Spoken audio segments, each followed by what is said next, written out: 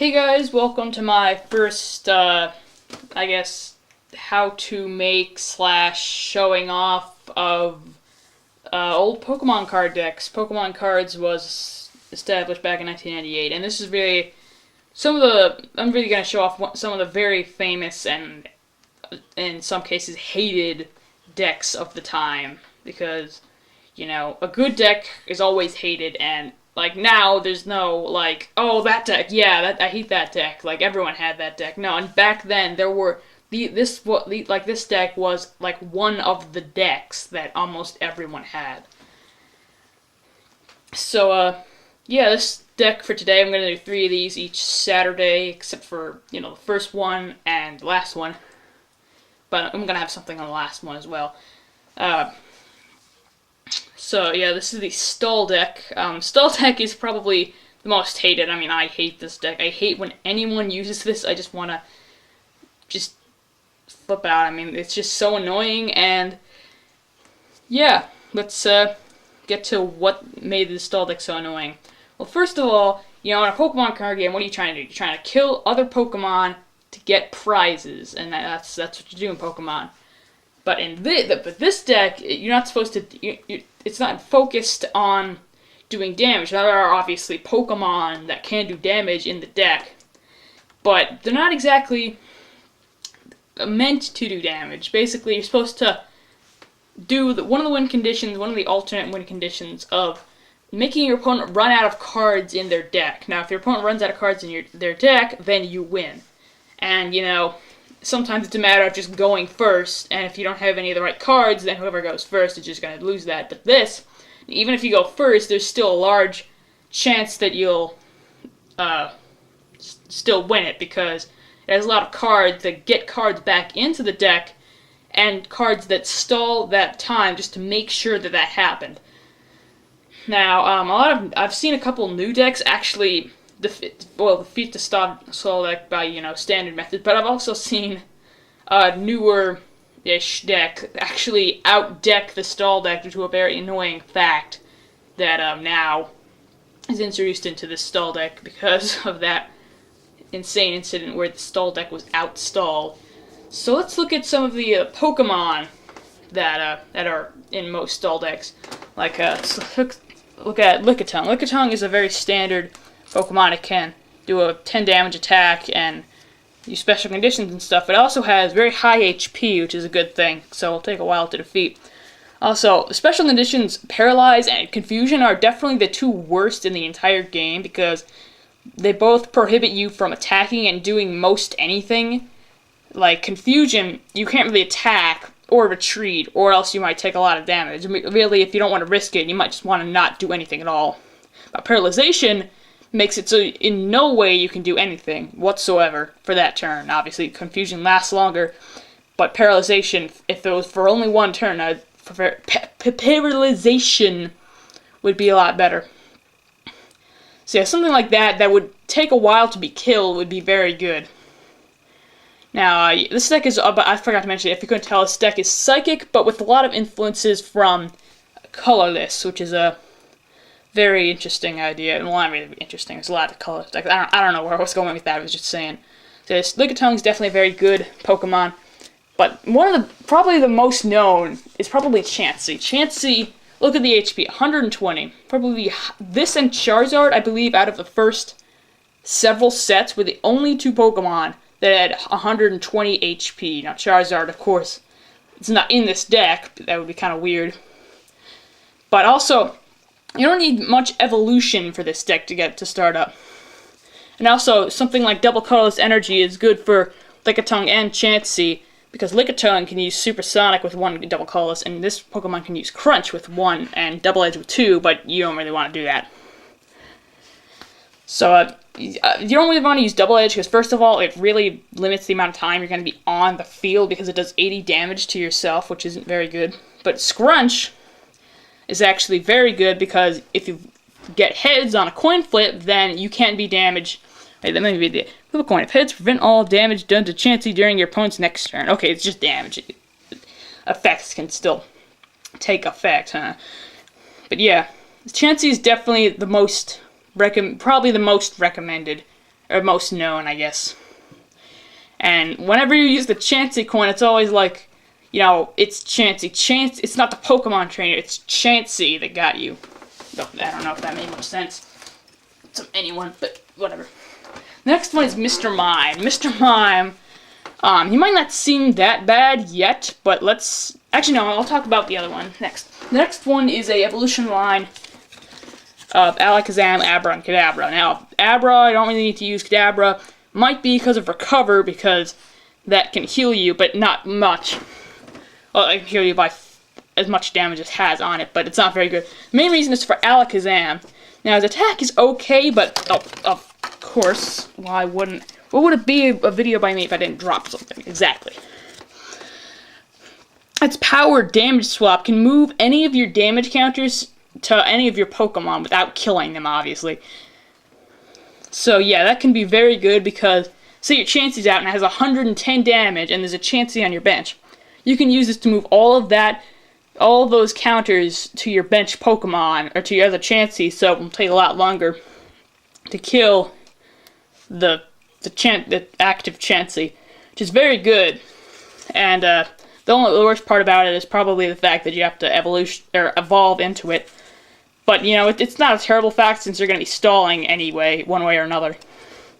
So Alakazam is probably the second most known of the cards, and probably the most annoying is Mr. Mime. Now, Mr. Mime, his attack is decent and, well, obviously not supposed to use it, but Invisible Wall. Whenever an attack, including yours, or including your own, does 30 damage or more to Mr. Mime after playing Weakness and Resistance, prevent that damage, any other effect still happens. Power can't be used if he's affected by special condition. Yeah. So basically you have to do 20 damage or less to kill him. So that means basically you can't kill him in one turn unless you are good with Burn, which didn't exist at the time, Confusion, or Poison. But yeah, the worst part is if you have an Alakazam with you, you'll probably see where this is going.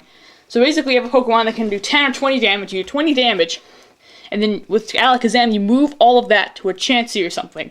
So then basically you can't kill it yet, because all the damage is on Chansey now, and you're gonna have to do 20 damage again, and then you have to move it there, and then do 20, 20, 20, you keep moving it over, but then it's never gonna you're gonna kill it unless you get lucky with some kind of special condition or something. Or use like Goop Gas Attack or Muck, which gets rid of Pokemon powers. That's what I was looking for. But you know that would ruin most any deck if that's based on a lot of strategy. So for energy, you're not going to need much energy. Definitely have 4 double colorless. And Potion Energy might be good because it also depletes a damage counter from your Pokemon, which can be good.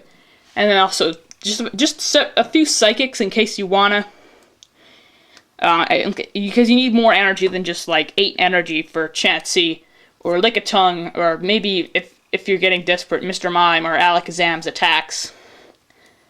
But yeah, those are basically the energy in Pokemon. Now the main focus of what's going to take out most of your deck is a lot of trainers. Trainers are basically what you're supposed to do to get all those cards back into your deck. Let's start with some of the simple ones, like Switch, in case your Pokemon's getting weak and you just want to have a few more turns and get a different Pokemon out or something. Super Potion, which just gets rid of 40 HP if you discard energy from that Pokemon, which could be pretty good in some situations. Gust of Wind, if your opponent has an annoying Pokemon, just gust out a different one, and then that Pokemon will, and then you have to spend a few turns retreating, or just keep attacking with that, or whatever. Now let's get to some of the more extreme ones, like Pokemon Center. This can be really annoying. Remove all damage counters from all of your Pokemon that have damage counters on them, and all those Pokemon with damage counters get discarded energy. Now, that's a really good thing, and it's really even better because the stall deck doesn't have many energy. So you're going to be removing a lot of damage counters with just one card, with not much big of a loss. And the only thing you're going to be using the energy for is probably Lickitung or Chansey. So yeah, another good one is a Pokemon Trader. Put one card or one basic or evolution card in your deck to search for another Pokemon. So basically, you put a Pokemon in your deck and you get another one. This is good because you get a Pokemon automatically, unlike Pokeball, and you don't take any Pokemon out of your deck. So your deck is still just as big as it was that previous turn. So that's a pretty good card to have, especially if you're getting unlucky with finding the right Pokemon. Nightly Garbage Run is another good one. Choose 3 basic Pokemon, evolution Pokemon, or basic energy cards, and put them back in your deck. And that's a good one because it gets a few cards back into your deck. It's definitely a good one to have in your stall deck. Another decent one is Recycle. Flip a coin at heads, put a card back on the top of, or put a card from your discard back on the top of your deck. Yeah. The best part about this is you're saving the earth while kicking people's butt. That's not the best reason, but you know, just some stupid humor. Now, another good card that could be really good is Gambler, because this basically shuffles all your cards into your deck, and you can draw either 1 or 8 depending on a coin flip. So basically, if you're gonna have a lot of cards in your hand, you're gonna have a lot of trainers and Pokemon in your hand because either your bench is full or you're spending so much time drawing cards that you're not going to have too many in your hand. So if you shuffle all those back in your deck, you're going to get a huge card amount back in your deck, which is very good to have. It's not a very common card to see in stall decks, but it's definitely a recommended one. And now Scoop Up, probably the most necessary for a standard stall deck, because basically you choose a basic, or choose a not basic, a Pokemon in your on your or on the bench. I think it's bench. Is it bench? In play. And you return the basic form to your hand. If it's Alakazam, you discard Alakazam and Kadabra, and you just get Abra back. That goes back in your hand. And since it's in your hand, it doesn't have any damage. So all that damage will go away. Oh, and also all energy and other such cards get discarded. So basically, if you have a Chansey with 110 damage on it, you can use Scoop Up and get rid of all that damage, which is very good to use. So you definitely want a lot of Alakazams and Chanseys, Lickitungs, Mr. Mimes, but then also get a lot of Scoop Ups and Pokemon Centers and probably Recycles and maybe Gamblers. You get the maximum amount of a lot of those good trainers into your deck. And that's basically how you make a good stall deck. No one really likes a stall deck. It's really the best way to kill your opponent without actually killing them. But you can't, if you really try to do a lot of damage. You could, with Double Edge does 80, and Alakazam can do 30, and Confuse, but it's not meant for damage. It can do damage, but it's not meant for damage. So that's basically how to make a good stall deck, and what cards are good in a stall deck. Just make sure you have a lot of Pokemon, so you don't run out of them. And make sure you have a bunch of good trainers like Scoop Up and Gambler and Pokemon Center. Just make sure that there's no holes in your big plan, I guess. There's no holes in your deck. So yeah, I'll see you next time, next Saturday, for another Pokemon card deck review. This one probably is a little more famous, the Haymaker. See you next time.